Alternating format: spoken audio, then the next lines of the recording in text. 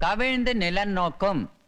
அது இப்படி தலையை கவிழ்ந்துட்டு நிலத்தை பார்க்குது இல்ல, அதான் கவிழ்ந்து நிலம் நோக்கும்.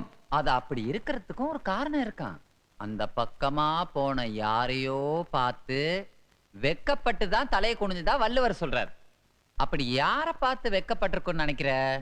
நான் அந்த பக்கம் போவே இல்லை சார். பேசும்போது நல்லா இலக்கணமா பேசு, எழுதும் போது கோட்டை விட்டுரு.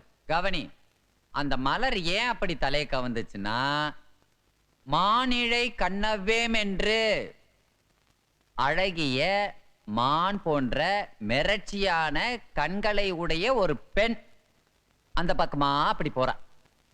அவளை பார்த்துட்டு அந்த மலை, அடடா, இதுவரைக்கும் உலகத்திலேயே நாம தான் அழகுன்னு நினைச்சிட்டு இருந்தோம். ஆனா இப்போ அந்த பொண்ணோட கண்ணு நம்மளை விட அழகா இருக்க நினைச்சு வெக்கப்பட்டு வேதனைப்பட்டு பயங்கரமான ஆளா இருப்பான் போல் இருக்கு. அவமானம் தாங்காமத்தான் தலையை குனிஞ்சதா வள்ளுவர் சொல்றார். தூள் வாத்தியாரே.